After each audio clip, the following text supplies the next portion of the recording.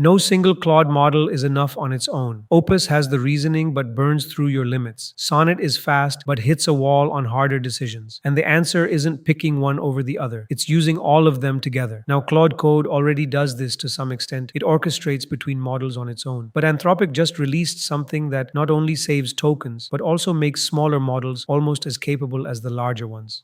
Now, when building with Claude, you might have noticed this. Whenever you hand Opus a task and it determines that it doesn't need that much effort, it hands it off to Sonnet or Haiku and delegates tasks to the smaller models in order to manage token usage properly. But there's a problem with this approach. As we mentioned in our previous video, Anthropic has been lowering the rate limits, so during peak hours, your 5-hour window fills up faster. And on top of that, Opus consumes a lot of tokens even on simple tasks, which means using Opus means your context limit fills up faster. Anthropic decided to flip the script on this, and they came out with something called the advisor strategy. The way this strategy works is that you give the role of executor to the Sonnet model and use Opus purely as an advisor that only gets consulted when the executor actually needs it. There are two agents involved. The executor is your main agent running on Sonnet, and it handles all tool calls, code changes, and user-facing output. The advisor runs on Opus, and its only job is to guide the executor when it gets stuck. The advisor never writes code or makes any changes. When Anthropic experimented with this approach, they found it outperformed Sonnet alone on the SWE bench. They found that this combination outdid Sonnet alone in terms of both performance and cost. And it costs significantly less than running Opus as the main agent because Opus only gets invoked when it actually matters, not for every single iteration. Now, you might think that we already have a lot of frameworks for building apps that are better and ready to use, so why bother with this setup? The reason is that most existing frameworks are not built with cost and token efficiency in mind. Even though they get the job done, they fall short when it comes to making Claude run longer and more efficiently because they are primarily focused on building the app rather than optimizing for token usage. With this setup, you can build a working app using a weaker model, making the whole process far more token efficient. And that connects back to the limits problem we mentioned earlier. We already made a video on Claude's limits and told you to switch to a smaller model to make it last longer. Here's how it connects. Sonnet consumes way fewer tokens and requires less effort than Opus to perform the same task. Opus is a very large and powerful model, so it consumes a lot of tokens even for simple tasks. Sonnet is able to handle many of those tasks more efficiently. So using Opus only to bridge the performance gap on harder decisions is where the real impact comes in. You're only invoking that power when you actually need it, not for every single task. This makes the overall usage more token efficient and lets you get more done within the same limits.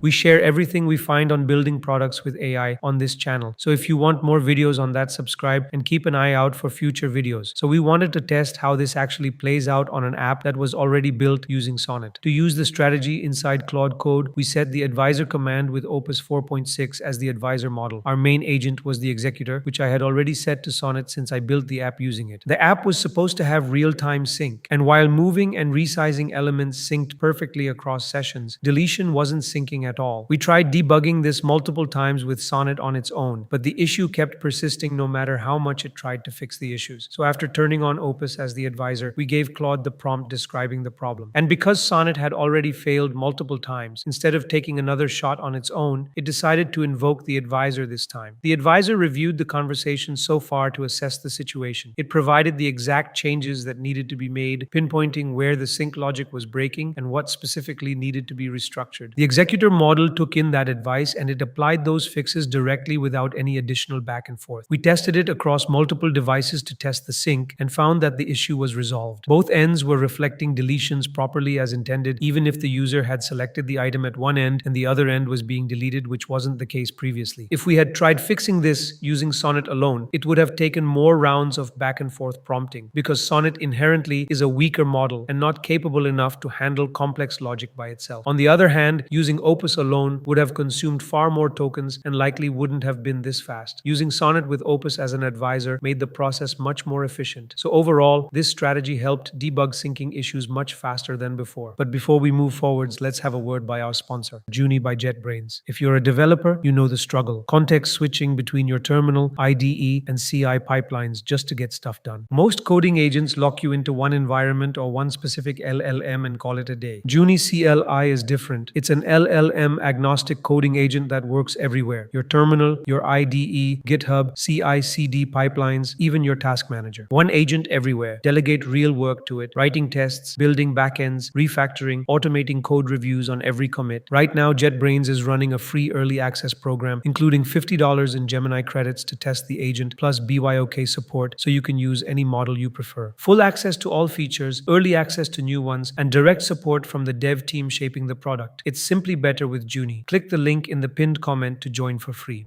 Now we wanted to test whether Sonnet actually consults the advisor for major UI changes. We had a previously built application and we wanted to transform its UI to a different library. On top of that, we wanted to make multiple UI changes in one go, which isn't normally recommended, but we wanted to see how the smaller model performs in coordination with the larger one on a bigger task. It first accessed the current UI using the Playwright MCP. Once it understood the layout, instead of jumping straight into code changes, it consulted the advisor to determine the best approach, because it was a major critical change and might break the app if handled wrongly. The advisor reported that the library we chose as a new library and the one that was already used in the project had version issues. So before any UI work could start, Claude needed to resolve these first. Sonnet handled those first, ran multiple commands to make sure the dependencies were properly applied, then checked the current state of the UI through Playwright to confirm the app was still running correctly with no client-side issues. Once the dependencies were sorted, it started making the changes as the advisor suggested, working through each component one by one and effectively redesigning the app as a whole. The UI it created was much more interactive and looked significantly more polished than before. It still had some issues, but the overall improvement was clear. But here's where the limitation showed up. The entire process took around 31 minutes. Opus on its own would have done this much faster because it's better at orchestrating tasks by identifying what can run in parallel and executing them at the same time. Sonnet, being a smaller model, handled everything sequentially without breaking any of the work into parallel sub-agents. For an app that wasn't even that complex, 31 minutes is longer than it should have been. It also handles smaller changes on its own without involving the advisor, which is the right behavior for minor tweaks. But for large-scale changes across an entire app like this, you're better off using Opus directly, because that will save you significantly more time and effort.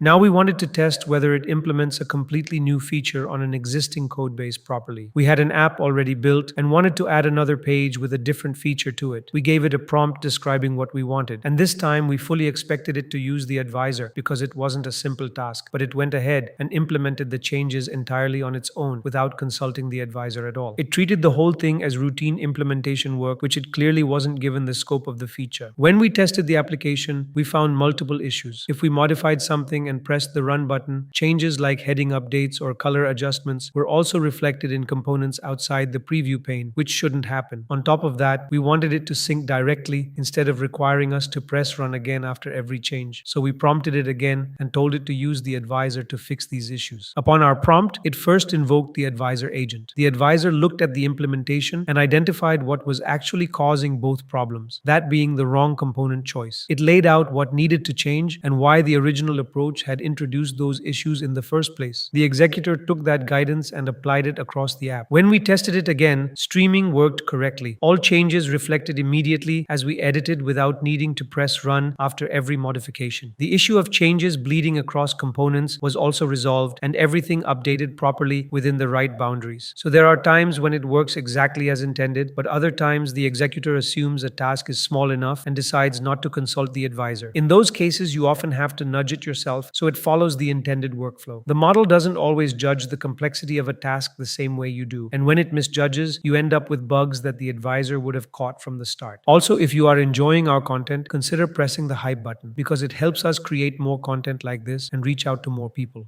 With real-time distributed state involved, this approach still needed multiple rounds of prompting before everything was working correctly. The strategy helped, but it has a ceiling you should understand before committing to it for a project. For simpler to medium-scale applications, the advisor strategy can save you several rounds of back and forth that you'd otherwise spend trying to push Sonnet past its limits on its own. If what you're building requires occasional deep reasoning, but mostly straightforward implementation, this is a genuinely good structure for it. You can build more within your token limits without having to babysit the model through every decision or fall back to Opus for the whole session. For complex apps with many connected dependencies or multiple failure points, you're better off just using Opus directly as your main agent. Even when Sonnet follows the advisor's guidance correctly, it can still choose the wrong implementation path because it doesn't have the reasoning depth to evaluate multiple approaches at once and weigh the downstream consequences. consequences. The advisor helps close that gap, but it doesn't fully close it. In those cases, the back and forth can cost you more time than running Opus from the start would have. So this strategy is useful when you're working within tight token limits and the application doesn't require Opus level reasoning at every step. If both of those conditions are true for what you're building, it's worth setting up. That brings us to the end of this video. If you'd like to support the channel and help us keep making videos like this, you can do so by using the super thanks button below. As always, thank you for watching and I'll see you in the next one.